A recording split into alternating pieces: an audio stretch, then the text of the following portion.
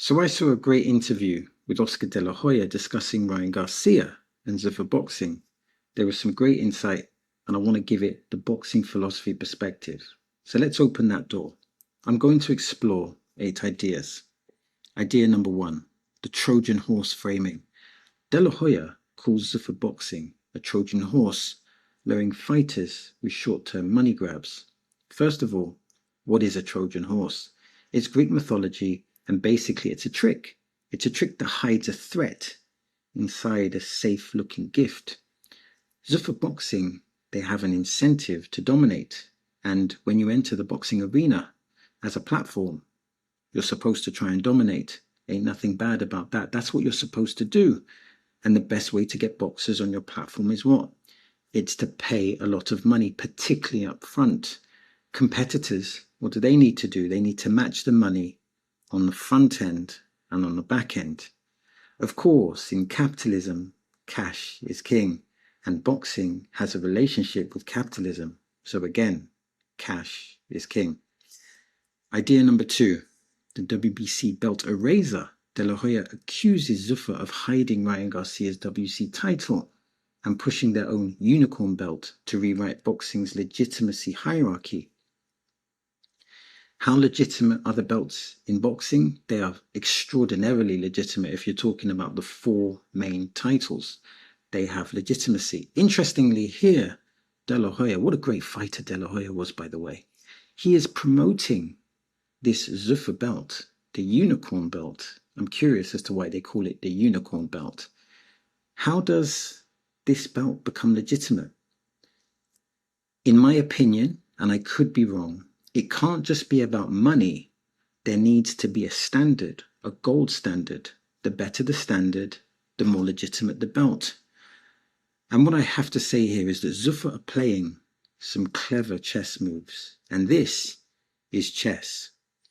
And the third idea is that Ryan Garcia's contract clock, only 1 fight left on Golden Boy's deal. This is a ticking clock subplot. So what happens when Garcia's leverage changes? Is his leverage changing? Is it changing in a positive way or in a negative way? Garcia's price goes up, then there needs to be further negotiation. Now the Conor Ben fight may determine that price point. For example, a viral knockout or a great fight, and the price point may go up exponentially. It's like that phrase, yesterday's price is not today's price, but sometimes yesterday's price can be better than today's price, and it's all depending on performance and perception. The fourth idea is the reconciliation angle. De La Hoya says he and Garcia have worked things out after prior public friction. Friction, of course, is a part of business and therefore is a part of boxing business and is a part of life. Garcia is a big brand. He's not only just a big boxer, he's a big brand, and big brands cost a lot of money. How good was Garcia's initial contract? That depends when he signed. That depends on the negotiation. De La Hoya, of course, he has that unique perspective. He has that unique perspective because he has the shoes of being a former great fighter, but he also fills the shoes of a promoter. So we can see it from like multifarious angles, which should be beneficial. Idea number 5, he has had 0 communication with Turki Al-Sheikh. Despite contracts, De La Hoya says there's 0 communication. Now, Turki is an important power player. He has power, he has money, he has resources, and therefore he's important in the boxing real estate. If I was a boxing promoter or a boxer, I would want to rub shoulders with that type of power. This is not a disrespectful response from De La Hoya, but it's not a reassuring response because Turki Al-Sheikh is, if not the power in boxing, he is one of the biggest powers in boxing. In the boxing game, you need to think, who are the big players? And you need to collaborate with the big players. You need to have partnerships with the big players. That's why Clarissa Shields is having so much difficulty, despite being considered the best, if not the best, female boxer maybe of all time. because she may have some conflicts with other promotional machines, so to speak, that's causing some problems in her career, even though she has that elite credibility. Idea number 6, the Shakur Stevenson defection. De La Hoya admits surprise but understands that Zuffer's short-term money strategy lured Shakur Stevenson away. In terms of Shakur's boxing identity, this could be a mistake.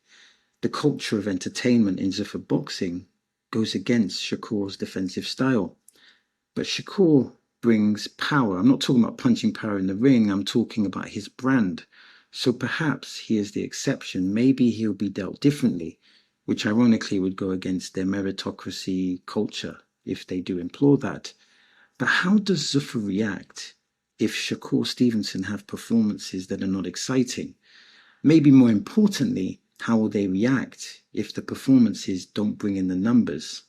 Because when you invest that type of money, you need to see that money coming back. So that's an interesting one. Idea number 7 is the broadcast critique. De La Hoya slams Zuffer commentary as overhyping every punch. I guess what we're saying here is their commentary style may be less analytical and more sensational. Maybe Zuffer Boxing is trying to appeal to the casual fan. To the diehard boxing fan, this can be annoying.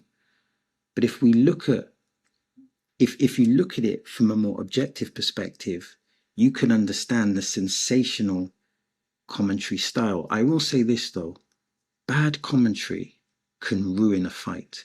And I'm not saying that Zuffer has bad commentary, but commentary is a very important aid to a boxing match.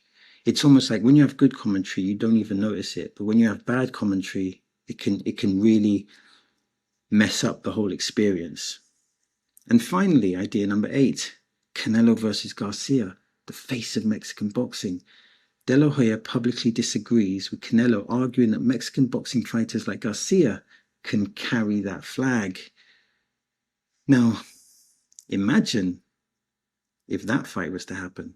The cultural impact and the money in that fight would be absolutely scary. We all know that Canelo, there's various things here. First of all, Canelo is a global superstar, massive branding, massive money. So he brings a lot to the table. So he can fight a quote-unquote nobody and make loads of money. I'm not saying that people's are nobodies. I'm talking about in terms of their value, in terms of their branding. I'm not trying to undermine anyone, but Canelo can fight someone without a brand, and it's a big fight. So on his own, he's huge. But Garcia brings that social media element because he is effectively a boxing star and a social media star. So he's bringing those entities together. So you have Canelo, global superstar. Then you have Ryan Garcia, who's like a social media star and obviously has the credibility of being a champion. And then you put in the whole Mexican credibility thing. And obviously, you know, Mexico has had a great contribution to boxing and they're so passionate about boxing. You put all these things together, all these ingredients together. And not only do you have an economically massive fight, you have a fight that has tremendous cultural relevance. And it's a great fight for boxing. And in particular, it's a great fight for Mexico. So it's a great fight for the boxing fans. It's a great fight for the casual fans. It has global reach. It has a particular, a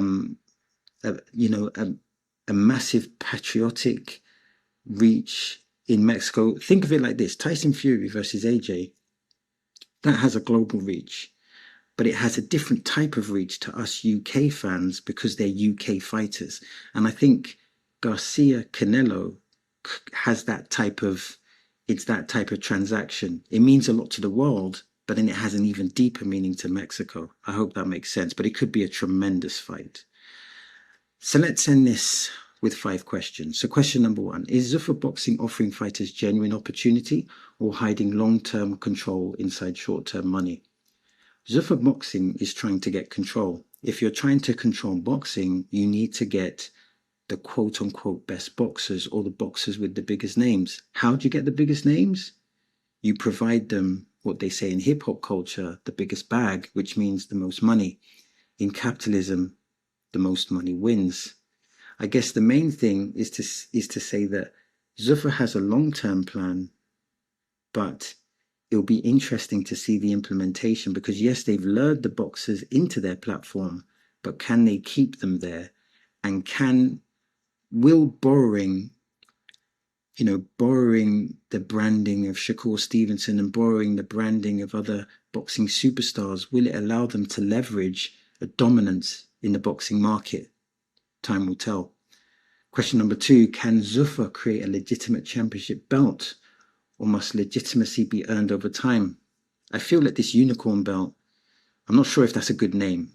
Is unicorn a good name? Let me know what you think in the comments. So I'm not sure if that's a good name, but it depends on the standard of the belt, in terms of, for anything to have value, you need to build its credibility. So whether the unicorn belt becomes credible depends on the evolution of the unicorn belt. So the harder it is to maintain that standard, the more credible it will become. Question number 3. How much could Ryan Garcia's value rise with a viral knockout against Conor Ben? So let's say if Ryan Garcia's value to 1 to 10 is an 8.5, a viral knockout could put him at a 9, it could put him at a 9.5, and then, like I said, yesterday's price is not today's price, and a viral knockout will surely mean that Ryan Garcia's price goes up exponentially. Question 4. Is Zuffer's entertainment first culture compatible with Shakur Stevenson's technical style? From a philosophical perspective, or from an outsider looking in, the objective answer to that would be no. However, there may be context. Number 1, Shakur Stevenson could change his style. And number 2, Shakur Stevenson could be, he could be the exception to the rule. So maybe Shakur Stevenson can maintain his identity, but his promotion and his branding doesn't compromise the culture of entertainment, because boxing is a show, and Shakur Stevenson can platform, he can go up against people and it can be a great rivalry, and the rivalry can be the show. So if your name is viral, if your brand is big, then perhaps he becomes the exception to the rule, but only time will tell. And as they say, the numbers don't lie. And the final question, the 5th question, is could Ryan Garcia eventually challenge Canelo as the face of Mexican boxing? I didn't even know that this fight could be viable, and there's some problems here. Canelo has beef with Oscar De La Hoya, so unless that beef is settled, I don't know if this fight can happen. Alternatively, that tension could help the marketing of such a fight. Also, does Ryan Garcia want to fight Canelo? Stylistically, does that fight work for him? Canelo is very powerful and very experienced. So I'm not sure if Garcia would want the fight. I'm not sure if Canelo would want the fight. And even if they do want the fight, Oscar De La Hoya becomes a barrier. It's funny because on one hand, the Oscar De La Hoya Canelo beef becomes a barrier, but then on another hand, it becomes a tremendous marketing tool. So that's the end of the video. Now I'm trying to build a digital boxing community, and that means I'm interested in your thoughts, I'm interested in your perspectives, and I'm interested in your observations. Now, if you want to support the channel, press like, hype, and subscribe. And if you want to watch more content like this, then simply click here or click here. As always, thanks for your time. It is much appreciated.